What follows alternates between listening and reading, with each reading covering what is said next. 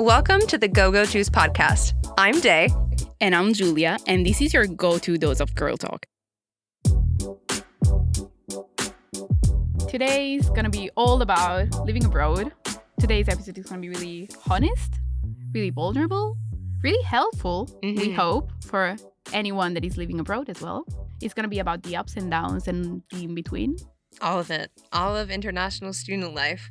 So I wanted to start studying abroad in 2019 because I had in my undergrad this program that was called Following the Footsteps of Giants. And it was this huge musical tour throughout Europe.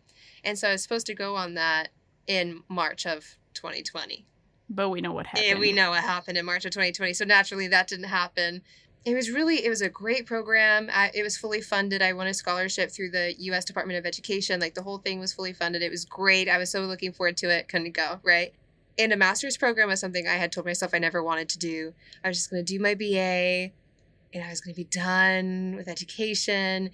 And then when COVID happened and I sat and I was stuck with myself and thinking about the different lives that I could be living, like Sylvia Plath fig tree kind of a moment, you know? I was like, no, maybe I actually really do want to go and get my master's, but I'm not going to do it in the U.S. We've talked about this a couple of times off the podcast, but education in the U.S. is outrageously expensive. So I knew if I was going to go, it was going to be outside the U.S. And so then I started to kind of narrow it down by country. And I happened upon the University of Exeter during my research. And I really loved that this program had production and editorial, where most had only editorial. And I was like, oh, that's it. That's my program. That's where I want to go.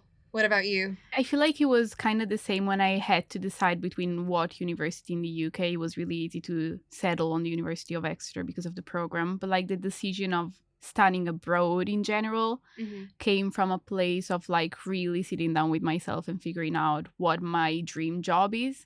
And I kind of always knew it was going to be publishing. And I felt like an MA in Italy was not gonna be enough for me, like for my own fulfillment. It was gonna be enough probably academically, but I knew I needed more and I wanted more, and I wanted to get like a step ahead.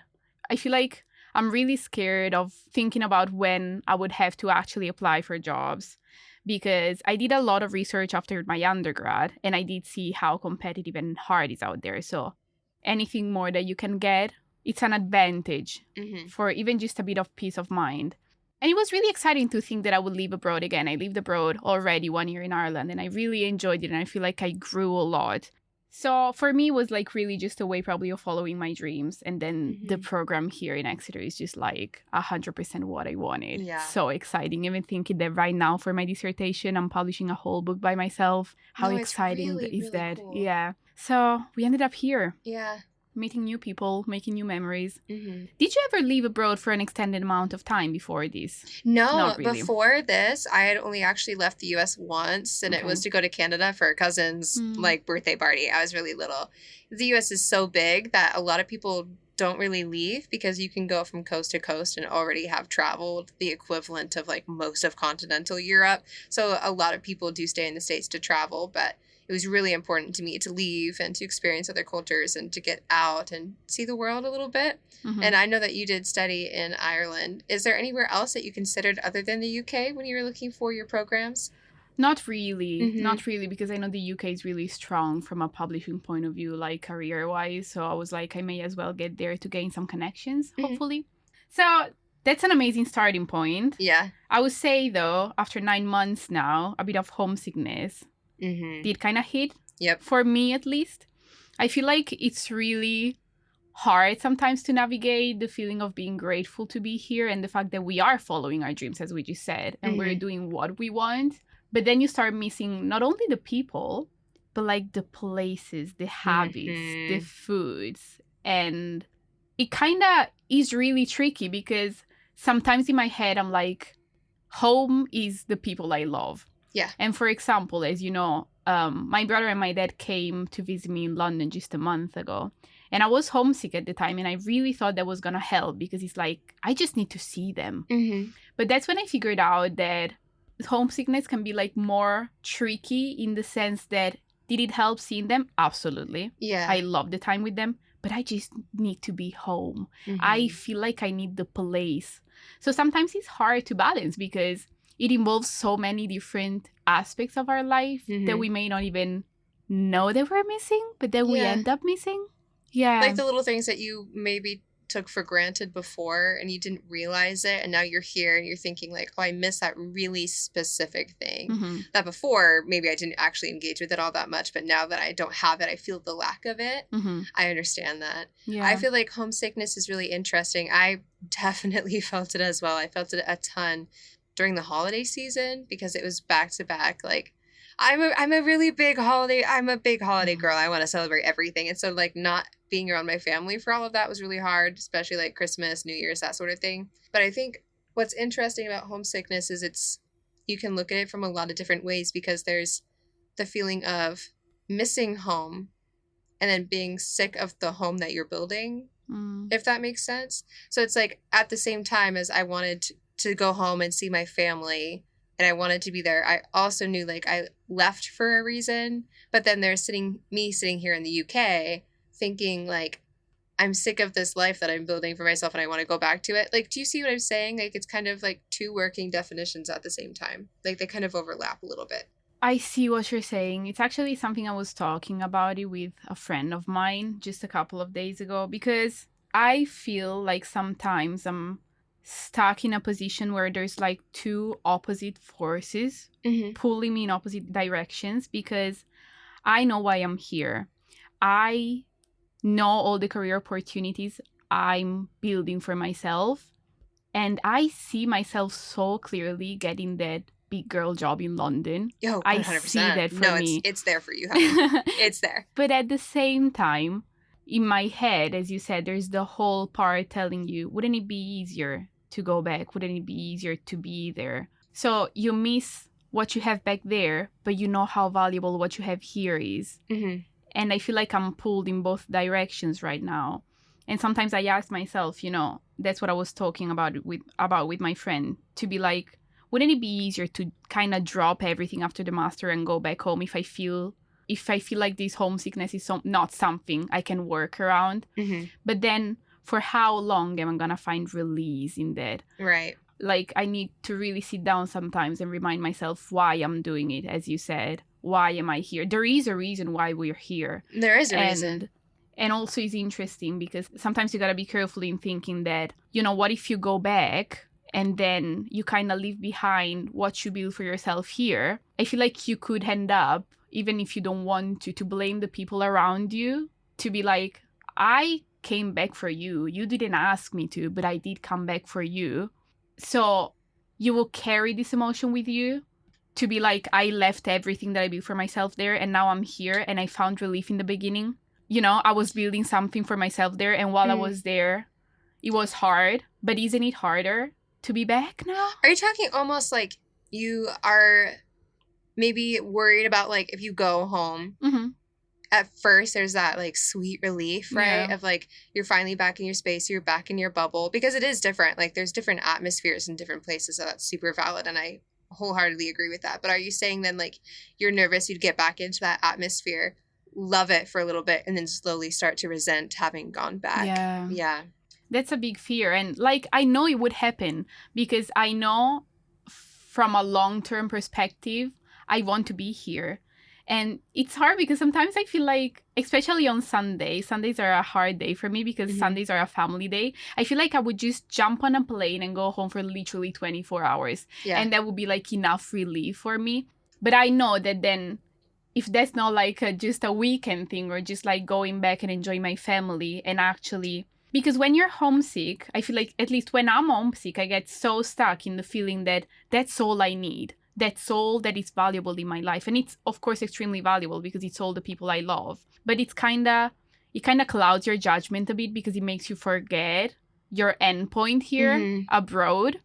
So if it's more of a long-term decision then that I wouldn't want to decide to go back home for like to build my career there, just deciding from a place of homesickness, because I know that's not like 100% a clear decision. Like it's a bit clouded, as I said. So that's a bit scary because you don't want to make a life decision based on a momentary feeling. Yes. Yeah. Exactly. Oh, that's really... It's a tricky emotion, It is a homesickness. tricky emotion. Is it an emotion? I feel like it is. I feel like maybe it's like a specific combination of emotions. Yeah. You know, Yeah. I think it's bittersweet in a lot of ways. I think it's very valuable. I think all emotions are valuable, but I think homesickness kind of teaches you what you appreciate about the place you're in and what you appreciated about the place you left. Mm-hmm. It's almost like the ultimate pro-con list that you're living more than you're writing it down, because like at any given moment, you know what you like about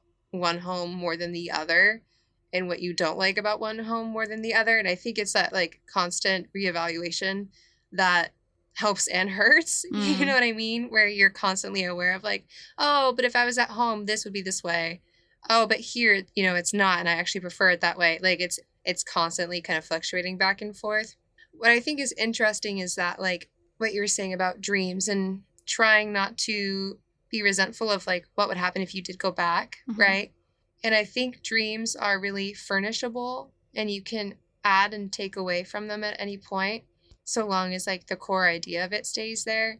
And I think that's maybe the benefit of homesickness, is that it can remind you of what that core value of the dream is. Because if you're weighing both, right, and you're really remembering like why you left in the first place, how much power does the homesickness have over you to then, like we said, to not make that life decision based on a fleeting feeling? Does that make sense? It does make sense. It does make sense. Something that you said now just made me think also how easy sometimes it is being here to romanticize the life you have back home. Because, you know, at least usually for me, when I feel like I'm a bit stressed, or when I feel like something didn't go as I planned, the first thing I feel like I want or I need is to be in a familiar space with familiar people. So the first thing I think would be like, it would be easier to be there. It would be easier to be home. But would it? I feel like it's really easy to romanticize it being here because we, of course, just associate it with something extremely familiar.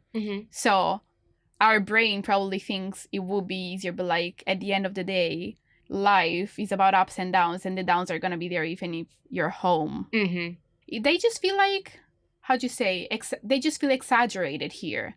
I feel like the downs are harder to go through because you're a bit more by yourself, and we have a support system here. We do have a support system. And we still have friends and family at home. But it's a different support system. Isn't it? Yeah, it is a different support system, because at the end of the day, like as deep as these relationships that we have here get into, at some point you have to recognize that the relationships that we have at home have been built upon year upon year upon year. This is a year, not even. We've been here 9 months, right? So that support system is intrinsically going to be different, because there's different versions of ourselves that we've shared with these other support systems, and that's going to change the way that we interact with ourselves and those other people. Yeah, I feel like this all connects to the whole idea that I have about living abroad that really connects to effort. I feel like you need an extra layer of effort in creating everything new here, because here we are creating new friendships, we're creating new routines.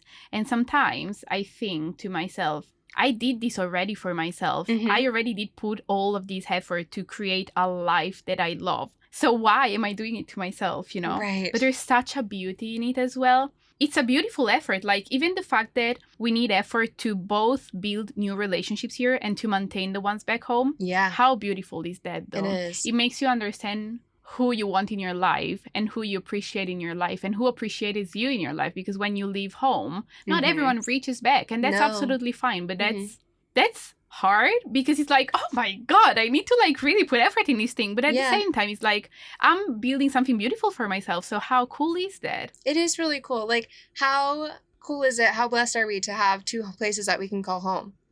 And like to have support systems that hold so much love for us and that we love so much that like our heart physically aches because we aren't there with them. Like, that's really cool at the end of the day. I have a question for you now. I have an answer. Because sometimes I don't know if that's because I'm bilingual or if that's just because I changed country. Do you feel like they in the US and they in the UK are two different people? Do you feel like you're building a new identity for yourself here? Do you feel like slightly different in, I don't know, like some parts of your personality? Do you feel like it's like a new you? No, I don't think it's a new me. I think I've just unfolded differently. Interesting. And I don't know if that makes sense. I'm going to explain that. But like, if you were to think about like people as like origami, this is a really odd metaphor. I promise it'll track. But like, if you think about people as origami, and we have all these different sides to ourselves, like one sheet of paper could be folded in a million different ways, right? I feel like the origami day that I was in the US and origami day here in the UK, same piece of paper, just folded differently. That's kind of how I see it. That's a lovely image you Thank just gave us. That's amazing. You know, I think that's what it is. I think different places and different people, like there's a chemistry that happens with that naturally brings out different parts of yourself. And it's not like it wasn't there before. Like I tend to be a pretty assertive person. I would go house shopping with my mom and like I would be doing the talking. I'm doing the talking. Other people are coming in. I'm like, sorry, no, we're in here. This is our house for the next 3 hours. Please leave. Like I have no problem doing that. Here maybe a little bit less because I think I'm constantly learning in a way that I wasn't before because it's less academic learning and it's more social and cultural because like we said, there are so many differences. And so there are those things that come out differently, but they were already there. Does that make sense? It does make sense. Yeah. I feel like it's different then for me. I feel like it's really connected to the fact that I'm bilingual because I feel like I have almost like a new identity. I feel like really, really, really different. And you know, sometimes how people say, I'm funnier in my mother tongue. You know? I feel like that has to be so true, though. I am. Yeah. And that's so strange. But I also feel like I have a like extra layer of insecurity sometimes here coming from the fact that I'm bilingual because, you know, it's still not the way I'm used to express myself. And I feel like I have to work a little extra hard to prove myself, to express myself, and even to be funny, you know? Yeah. Like, no, that makes sense. Well, I mean, words are different. Like the grammar is different. The sentence structure is different. Like English doesn't have as many words as a ton of other languages. So like naturally, if you're looking to express yourself and we don't have the word, like you then have to try and find 6 others to supplement the one word that comes naturally to you. That totally makes sense. So that's also cool because like on a hand, it's almost like discovering new parts of my personality. But on the other, it's like, oh, this is really like, this is a new Giulia. Like I don't know her and I'm getting to know her. What other parts of yourself would you say have changed for you? How has Giulia evolved? What new parts of yourself have you found on that piece of paper of origami Giulia? 2 things that come at the top of my mind right now. I wouldn't say they're really strictly connected to my personality, but maybe to the way I see things. One is the way I see my hometown. Okay. And the place where I grew up in. I feel like living in the same place for many, many, many years can make you easily forget the beauty in it. Especially like the first time I left to go to Ireland, it was just straight after COVID and I really wanted to leave. I felt like super stuck there. Yeah. When you get out of there, I feel like it's easier to see the beauty in the place where you grew up in. And especially like I come from a really, really small town. It's a small town yours as well, right? Oh, very. Yeah, blink and you miss it. Yeah. Maybe you're going to understand what I'm talking about. Sometimes you feel like you know everyone. Everyone knows you. There's nothing new to discover. There's nothing new for you to get. And you step outside of that and you go abroad and you're like, actually, I love that little small town. But if you didn't step out of that in the first place, maybe you wouldn't have saw it. Does it happen to you as well? Yeah, it does. It's really odd because I had lived in Washington my entire life until June before I came here. So June 2025, where I moved to Arizona. And it was super weird because like I love Washington. I love Washington, the Pacific Northwest honest to God, I think it's the most beautiful place on the planet. I adore it. But I was so sick of my tiny town. Like when I tell you it's small, like we got a Dunkin' Donuts and there was like people were celebrating because like we were on the map. Like it was, thank you. It was so sad. Like small town, baby. Right? Then moving to Arizona where we're like outside Phoenix and everything's bigger. Like there's tons of new different things. And I was like, oh, I actually kind of miss almost the nostalgia of the place more than the place itself, you know. I miss the events and the memories of the place more than the streets. Okay. You know, and I think that's kind of my answer to your question. Yeah. So we can say that coming here is making us appreciate our hometown more, maybe. Yeah. Right? I think so. I think your experience is slightly different, and I would like to ask you about it in the sense that you kind of know, especially now, that you're gonna go back, that your time abroad, at least for now, we don't know what the future is gonna hold for us. But like for now, you know that in September you're gonna go back in the US, you're gonna go back home. So you know that your time abroad, you can see an end now. Yeah. So one thing that I wanted to ask you is, now that you decided that you're going back, did your approach, you know, the way you were approaching living abroad change from maybe the first months when you were here, when you were more open to the opportunity of staying here, or just like you were not thinking that much about what was coming next because of course you just arrived? Did something switch with you, or is the experience it kind of switched a little bit, because I think where I was in September, it was like I was very gung-ho, I was very open to anything, and honestly at the end of the day, if certain situations were different, like I would love to be staying here and not be going back to the US. But I think what's changed is that throughout the year I've been seeing the do I stay or do I go kind of situation as this big banner of uncertainty. And having made the decision to go home in the midst of all the uncertainty that's going to continue to follow, because that's all that the future is, right? At the end of the day, there is this little like pinpoint of, at least I know what that's going to look like. There's like a little soft reset, I think, involved with that.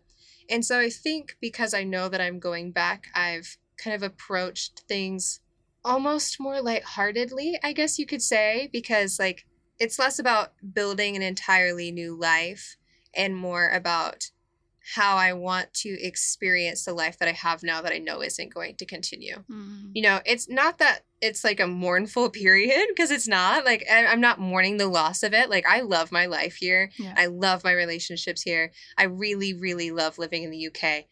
But also, like, knowing that that time is coming to an end makes everything seem a little bit more, I guess you could say it's more present, because I'm thinking less about every action being a building block leading to something else, and more about the action just being an action and just enjoying that action. And so I think that has changed. Like, not everything has to lead to something else. Some things can just be fun because they're fun. Yeah.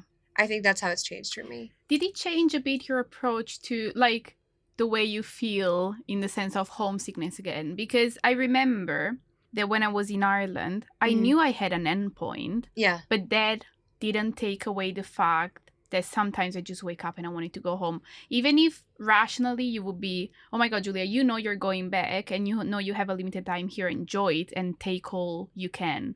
So I'm wondering if for you, like, you're feeling less homesick now, just in the sense that you know you're going to be fully back. Not too soon, but still, like, you know, in September. Or does it still hit the same? You know, I still feel it, but it doesn't feel as intense as it did before. And I think that's because when I came here in the first place, I already had told myself that I wasn't going to go back to the US until at least the program was over, or until I just decided to leave life in the UK and come home, however long that might be. And so when the holidays came around, and I was sitting there like, there's nobody on campus. Like, it was a ghost town, right? I'm sitting there anywhere and I don't see like a person for like hours. I'm sitting there and I'm thinking about how this experience could repeat the next year, and the next year's holiday season would be the same way, and the year after that, should I stay? And I think that made everything feel a little insurmountable, even though it totally wasn't. And I could still, thank God for modern technology. I could still call every day, and trust me, I did. Like, you got to do what you need to do to support yourself. But I think now that I have an end goal in sight, it feels not like it did in December, but still hard, because now I know how close I am to going back to that support system. It's kind of that, like, what was it you said earlier? Almost like a magnet. A force pulling like in a two force, directions. yeah. Like, kinda. I feel like it eased up a little bit, and now it's starting to kind of pull again, because it's like, Day, you're so close. Like, I can't wait to see my cousins. Can't wait to see my dog.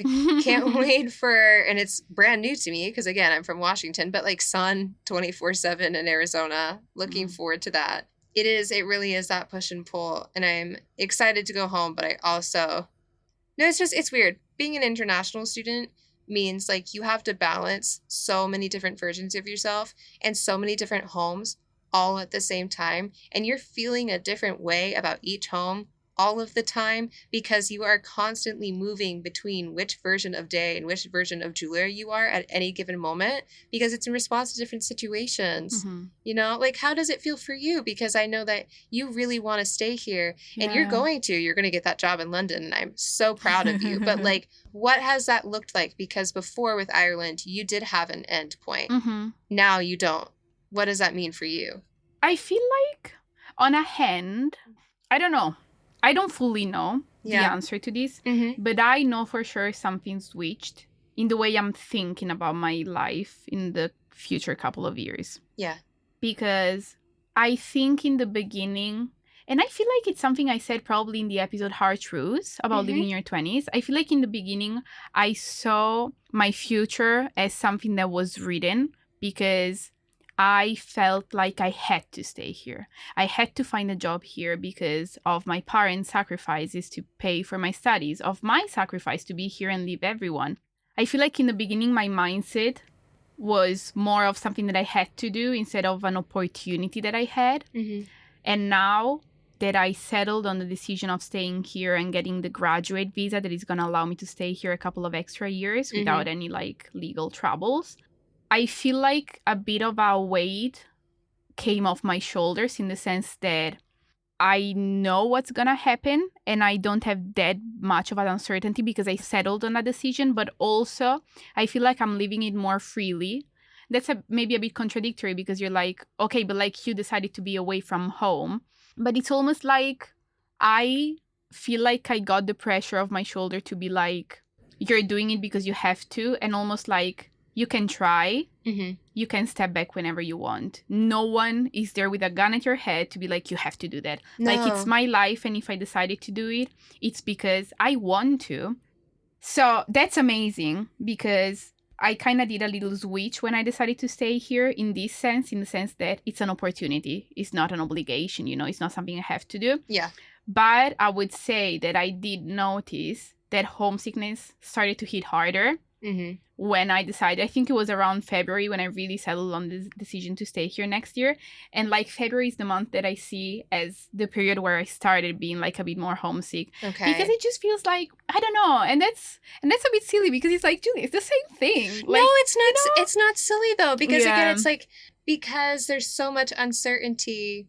Sometimes making a decision doesn't make the uncertainty go away. It just opens the door to a different kind of uncertainty. You know what I mean? Yeah. That makes sense. Yeah. That really does. So that's me right now, but I'm super excited. When I said that I see myself getting the big girl job, it's because I see myself getting the big girl job. And isn't it so exciting? It is so exciting. Well, what are we here for, right? Like you said, no one's forcing us to be here.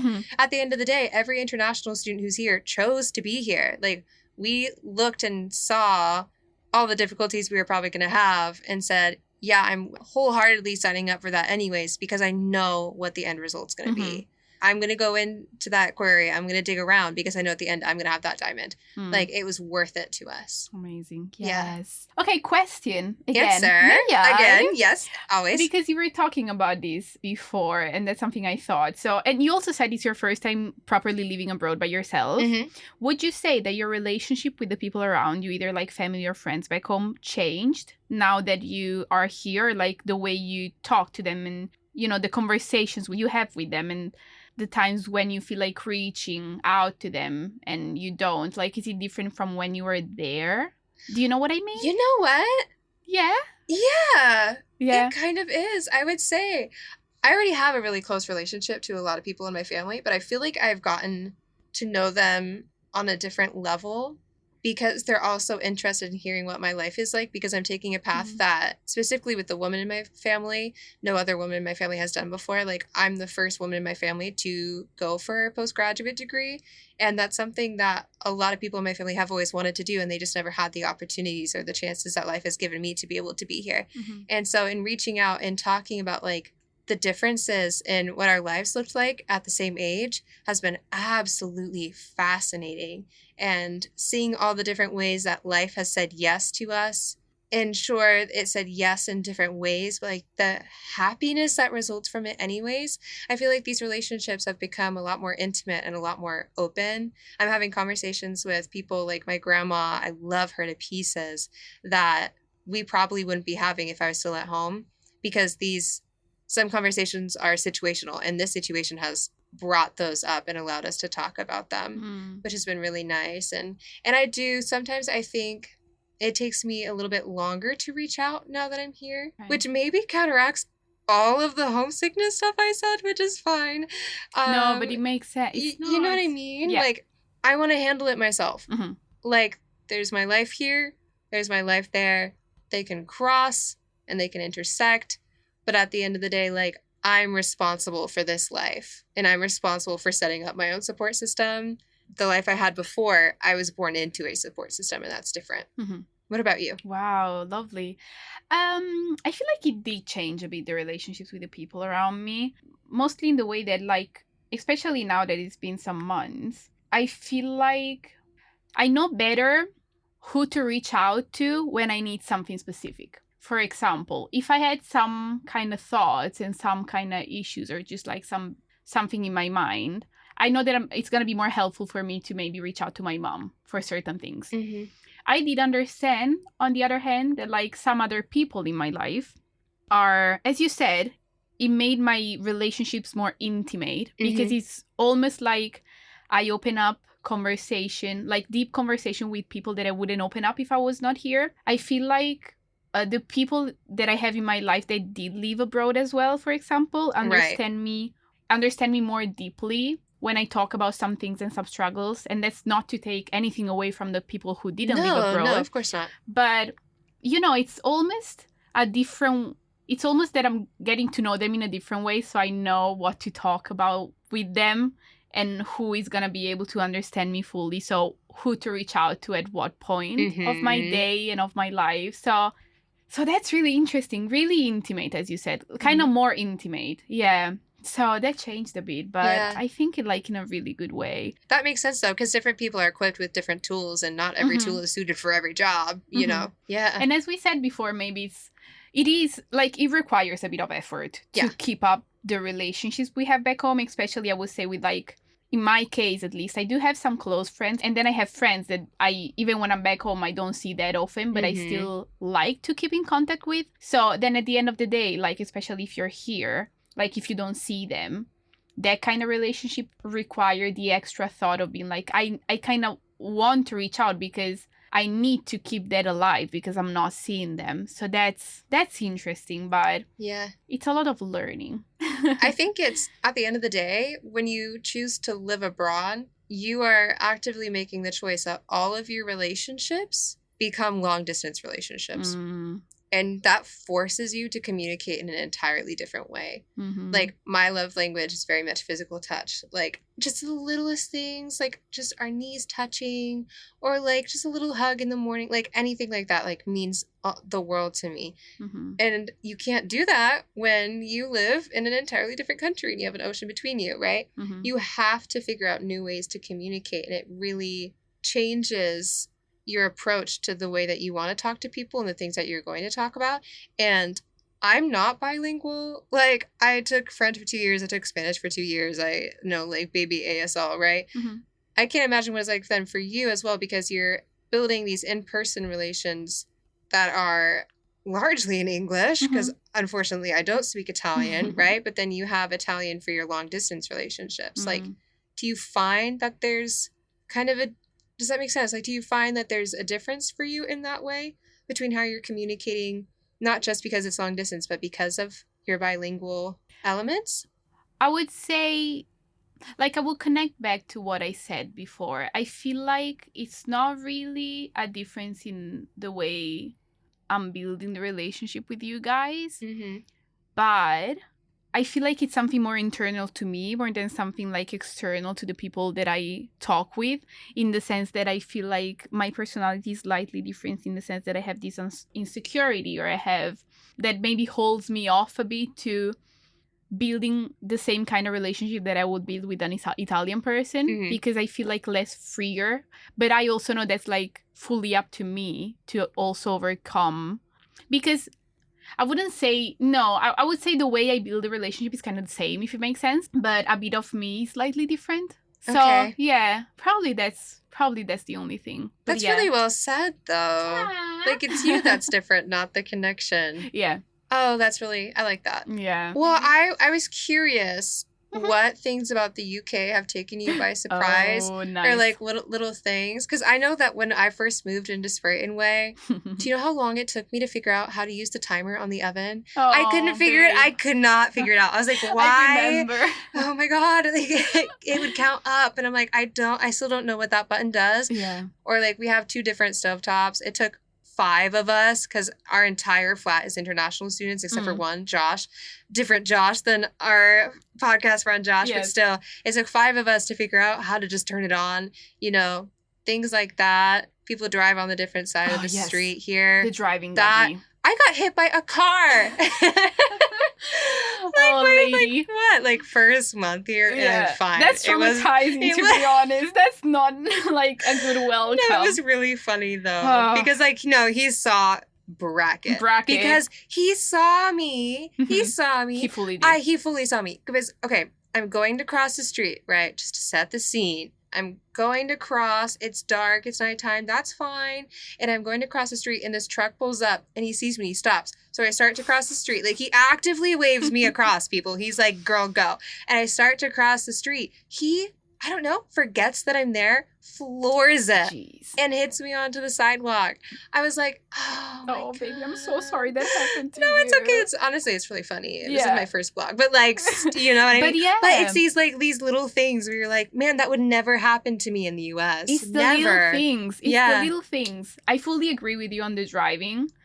How are you driving on the opposite direction? Everyone drives on the opposite direction. Everyone walks on the opposite direction. Well, do they, though? Because everyone switches every 45 seconds. Well, that's true as well. That's so confusing. And then, but like, mostly they do, but they do not. And I don't understand if that's something, especially here in the university, being a lot of international people, so that's where the confusion comes from. Good point. But like, even like, I remember when I was in London and we were getting the metro, we kept, with my family, going to the wrong side of stairs. And because they just do everything opposite. The doors, I feel like something about the doors is like opposite to what I'm used to as well. Really not nice. I was kind of shocked in the beginning when I arrived here about the fact that they use a kettle for everything. Do they have to make a tea? They use a kettle. Do they have to warm up the water for the pasta? They use a kettle. Anything. I don't know. The kettle is super important here, apparently. Apparently. I was a bit shocked about, as you said, like food and supermarkets. You enter in a British supermarket. The first time I was about to cry, actually, because I remember I took so the University of Exeter is amazing because especially in the beginning they organize all these like tours of Exeter to make you understand where to go if you need something, or even just like how the town is like structured, where to go if you need to hang out with your friends. So they show us like quoting the biggest supermarket in Exeter. So I'm like, okay, I know exactly how this is gonna go. I'm gonna find everything here. Like the biggest supermarket in Exeter. I entered it and there was nothing. And I was not even trying to be picky about, I want to find the Italian brands. I'm not talking about the brand. I'm talking about the product. I don't know how they... Oh, you mean like the size of the individual... No, not even like some things that I eat back home. They don't even have it here at all. No, yes. At all. Yeah, so same. I was like, oh my God, this is really different. I feel like the range of foods and products that they eat here is way more limited. In the variety of food. So I was just like, oh my God, this is gonna be hard, you know? That's really interesting. And it's so funny that every supermarket you enter here, the first block of fridges is like the meal deal with snack, sandwich, and drink. Yeah, we don't have that in the US. We don't have that in Italy. Don't have you that. have a proper meal? What are you talking about? You don't have a sandwich? So the fact that every supermarket have like a whole section about it, I don't know. No, I know. That took me by surprise as well, because in the US, our supermarkets, all of them, huge. We have 1 million brands for absolutely everything. People actually, because when I was in high school, we had a lot of different exchange students come in. We had Australian exchange students, we had Japanese exchange students, Chaminade girls were really cool.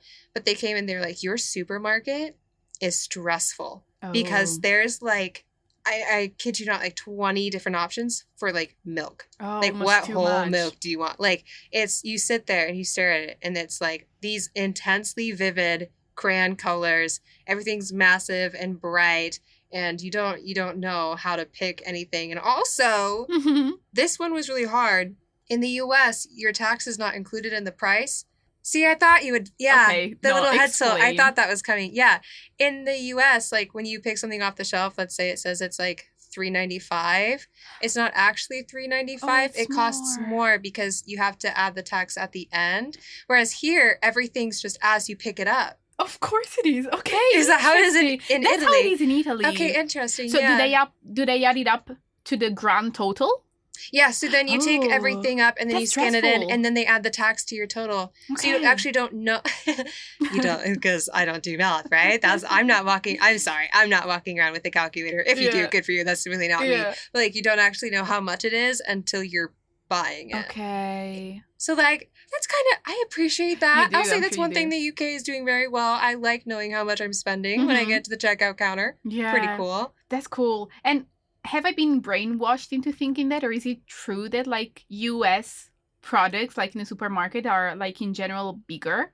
Oh, they're way bigger. Really? They're way bigger. No, when I saw the portion sizes when I got here, I was like, you know what? That's probably healthier, but like that is That's going to not take some enough. getting used to. Yeah. Yeah. No, Oh, interesting. much bigger. Because I heard about it, but I was like, is it true? It is true. No, yeah.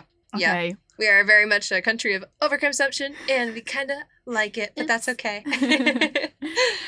Kind of the big ones. Yeah. Those big culture shocks. Cultural shocks. Yeah. Oh, the weather is not a cultural shock. I know what I was No, stepping into. Is it nice? No. Do I like it? No. Yeah. But it was not a shock. I knew what I was Yeah. gonna get. But even walking today at the studio, I told you that Mhm. something like this would never happen in Italy. Like, it was raining, like, heavily Yeah. for 10 minutes. Not too much for like 10 minutes, but like still like dark clouds, wind, your umbrella turns upside down, that kind of rain. Yeah. Oi, 5 minutes after, the sun. A Yeah. sky as clear as I ever saw it. Lord knows where the dark clouds ended up being. No, like, that's, I we were don't saying that. understand. We were like, I don't cannot understand. figure out where the cloud went. Because you guys, so Julia and I live on different halves of the building. Mhm. So from my side in my window, I see the street and it's all covered by trees. Mhm. So I have like this little like pocket square of sky that I can see and then I guess like how I should be dressing that day based on that. Mhm. Julia, you can see so much more from your window. Yeah, Like, sorry. I've actively texted you guys before to be like, what am I wearing today? Yeah. Like, what's the weather? You know? It was completely blue. I go downstairs to pick up Giulia so we can walk to the studio. It's the rain.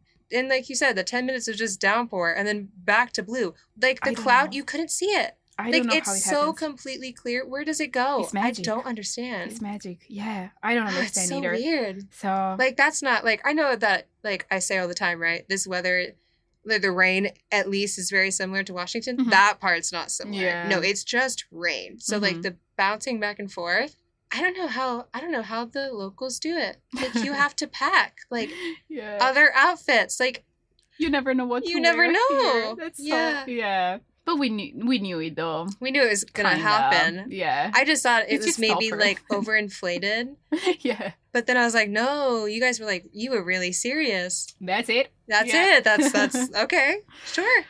Oh, that's life in Yeah. the UK, guys. That is life in the UK. Though we're enjoying it. No, we are. I feel like we're really getting the most out of it. I'm really proud of us for doing so. Can we tell? Yeah, no, we can say that ourselves? we're very proud of ourselves. I'm proud of Yeah. you. We're so cool. I'm proud of you, babe.